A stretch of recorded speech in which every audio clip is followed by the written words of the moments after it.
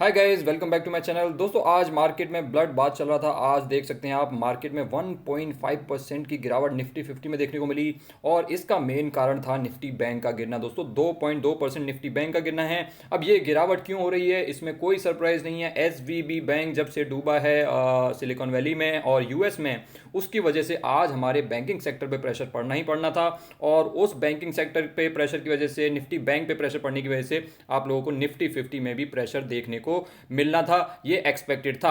Although दोस्तों, आज इसकी अगर आप ओपनिंग के बारे में बात करोगे तो आज थोड़ी सी गैप अप ओपनिंग हुई थी। अगर आप प्रीवियस क्लोज देखोगे तो आप देख सकते हो ओपनिंग प्राइस है 17,421 और प्रीवियस क्लोज था 17,412। सो यहाँ पे मार्केट ने थोड़ी सी गैप अप ओपनिंग करी थी और उसके बाद स्टार्टिंग के 15 मिनट तो मार्केट थोड़ा सा भागी भी थी। 0.4% तक भाग गई थी मार्केट और उसके बाद मार्केट ने गिरना स्टार्ट किया एक बार। फिर उसके बाद मार्केट रुका नहीं और गिरता ही चला गया। और दोस्तों, ऐसा आलम हो गया है कि अगर आप 2023 के बारे में बात करोगे तो आज निफ्टी 50 जो है अपने 2023 के लोएस्ट पॉइंट पे खड़ा है। अगर आप वाईटीडी रिटर्न्स देखोगे तो वो भी नेगेटिव हो चुके हैं। 1.15 नेगेटिव रिटर्न्स हो चुके हैं यहाँ पे वाईटीडी रिटर्न्स।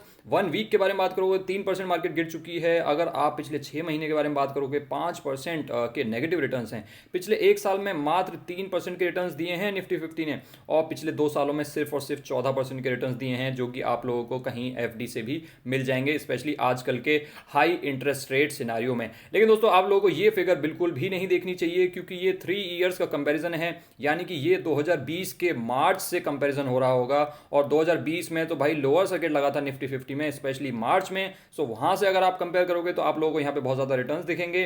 सो इसको देखना बिल्कुल भी वाजिब नहीं है, ये बिल्कुल भी सही तरीका नहीं होगा।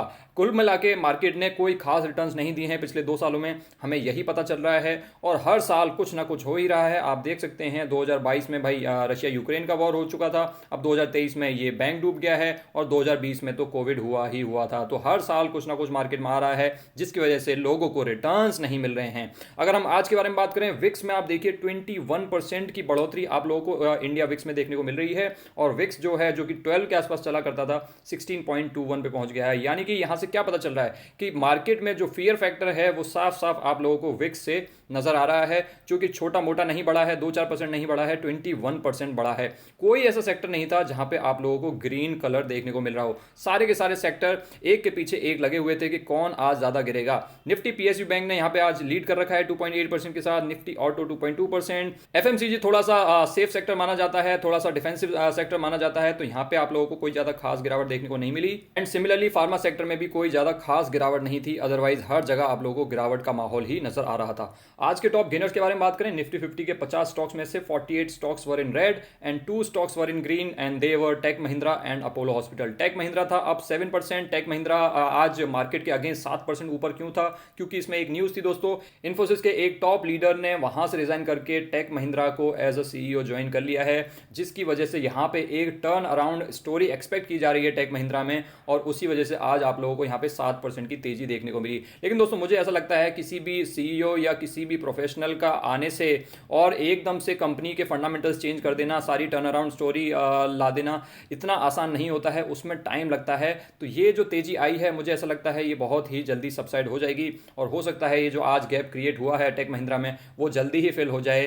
तो देखते हैं इसमें आगे चल करके क्या होता है। लेकिन ये एक पॉजिटिव न्यूज थी टेक महिंद्रा के लिए, बट इतना स्टॉक नहीं भागना चाहिए था। इनफैक्ट सुबह सुबह तो ये 10% तक भाग गया था और बाद में 7% की तेजी के साथ क्लोज हुआ है। अपोलो हॉस्पिटल में आज 0.6% की मामूली सी तेजी थी। लेकिन अगर हम टॉप लूजर्स के बारे में बात करें, सबसे ऊपर है इंडसइंड बैंक 7.4%। बैंकिंग सेक्टर पे जैसे ही प्रेशर आया, इंडसइंड बैंक गिरना चालू हो गया 7.4%। SBI 3%, Tata motors 3%, MNM 2.7%, Eicher motors, Bajaj Finserv 2.5%, Infosys 2.5%। Surprisingly आज बजाज फिनसर्व ज्यादा गिर रहा था देन बजाज फाइनेंस। अगर हम बात करें एसजीएक्स निफ्टी के बारे में और ग्लोबल मार्केट्स के बारे में, तो एसजीएक्स निफ्टी एकदम फ्लैट चल रहा है। लेकिन दोस्तों, यूरोपियन मार्केट्स में देखिए आप लोगों को यहाँ पे भी लाल रंग ही देखने को मिल रहा है। हर जगह भारी भारी गिरावट। 2.5% डेक्स में आप यहाँ पे देख सकते हैं 2.3% और यूके के बाजार में भी आप लोगों को 2% की तेजी देखने को मिल रही है। जबकि आज आप लोगों को पता होगा दोस्तों, एचएसबीसी यूके ने जो एसवीबी बैंक का यूके का बिजनेस है उसको एक्वायर कर लिया है फॉर जस्ट ₹99। जी हाँ दोस्तों, सिर्फ 99 रुपीज़ में HSBC यूके ने SVB यूके को एक्वायर कर लिया है। उसके ऊपर मैंने एक डेडिकेटेड वीडियो भी डाली है, आप चाहें तो वो वीडियो यहाँ पे चेकआउट कर सकते हैं। अगर हम बात करें FIIs और DIIs एक्टिविटी की, तो FIIs एज एक्सपेक्टेड आज काफ़ी भारी सेलिंग करके गए हैं, 2000 करोड़ की सेलिंग करी है यहाँ पे, और DIIs ने यहाँ पे बाइंग की है 1350 करोड़ की, और इसी वजह से आज आप लोगों को गिरावट देखने को मिल रही है।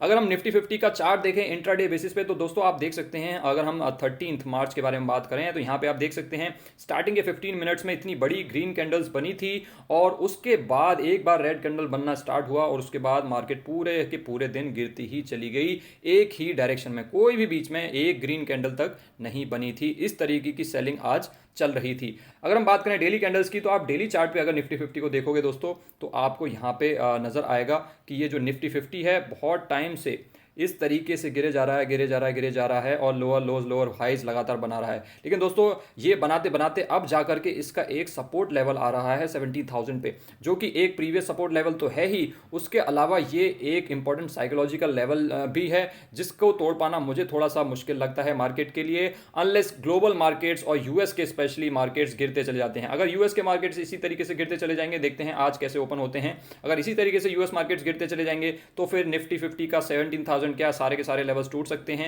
लेकिन अगर ग्लोबल मार्केट्स थोड़े से स्टेबल हो जाते हैं तो यहाँ पे निफ्टी 50 का 17,000 को तोड़ पाना थोड़ा सा मुश्किल हो सकता है। तो यहाँ पे एक बार तो पॉज लेना चाहिए निफ्टी 50 को 17,000 पे, लेकिन अगर ग्लोबल मार्केट्स का साथ नहीं मिला तो वो पॉज ज़्यादा दिन तक टिकेगा नहीं, ये है मेरा मानना, ये है मेरा पर्सनल ओपिनियन। लेकिन दोस्तों ये तो हो गई प्रिडिक्शन की बात, प्रिडिक्शन के चक्कर में हमें पढ़ना ही नहीं चाहिए, क्योंकि कोई प्रिडिक्ट नहीं कर सकता। मैं आज यहाँ पे कुछ प्रिडिक्ट कर दूं और कल को कोई और न्यूज़ आ जाए SVB जैसी या कुछ और जैसी, चाहे पॉजिटिव चाहे नेगेटिव, तो ये सारी चीज़ें प्रिडिक्शन के बाहर हैं, हम लोग नहीं बता सकते। इनफैक्ट कोई नहीं बता सकता कि मार्केट कब जाएगी और कहाँ जाएगी। लेकिन क्या हम बता सकते हैं कि ये अगर 17,000 पे आ जाती है तो कितनी बढ़िया अपॉर्चुनिटी होगी हमारे लिए। स्टॉक स्पेसिफिक अपॉर्चुनिटीज़ तो होंगी ही, लेकिन स्टॉक्स तो बहुत टाइम से सस्ते मिल रहे हैं, ये एक बहुत अच्छी अपॉर्चुनिटी बन जाती है निफ्टी में इन्वेस्ट करने की भी। चाहे आप ETF में पैसा लगाएं, चाहे आप इंडेक्स फंड्स में लगाएं, लेकिन अगर आप निफ्टी में पैसा लगाना चाहते हैं, निफ्टी 50 में इन्वेस्ट करना चाहते हैं, उस हिसाब से भी ये एक बहुत अच्छी अपॉर्चुनिटी होगी, और मैं इस तरीके की अपॉर्चुनिटी ग्रैब करना जरूर पसंद करूंगा अगर निफ्टी 50 17,000 के आसपास जाता है तो। दोस्तों आज की वीडियो में बस इतना ही। आई होप आप लोगों को ये वीडियो पसंद आई होगी, और अगर आप लोगों को नहीं पता है कि जो SVB बैंक है वो कोलैप्स कैसे हुआ और क्यों कोलैप्स हुआ, और आप लोगों को ये सारी टेक्निकल चीज़ें नहीं पता है, तो बहुत ही सरल भाषा में मैंने इस वीडियो में सिखा रखा है। अगर आप इस वीडियो को देखेंगे तो चाहे आपको बिल्कुल भी नॉलेज ना हो, आपको समझ में आ जाएगा कि आखिर ये जो सिलिकॉन वैली बैंक का कोलैप्स हुआ है, जो कि 2008 के बाद सबसे बड़ा कोलैप्स है, वो कोलैप्स क्यों हुआ। तो आप ये वीडियो चेकआउट कर सकते हैं। और अगर आप हमारे चैनल के और भी ज़्यादा क्लोज आना चाहते हैं तो आप नीचे दिए गए ज्वाइन बटन पर क्लिक कर सकते हैं और मेंबरशिप्स को एक्सप्लोर कर सकते हैं। इस ज्वाइन बटन का लिंक नीचे पिन कमेंट में भी दिया हुआ है, आप वहां से क्लिक करके भी इसको एक्सेस कर सकते हैं। Thanks for watching guys, I will see you next time.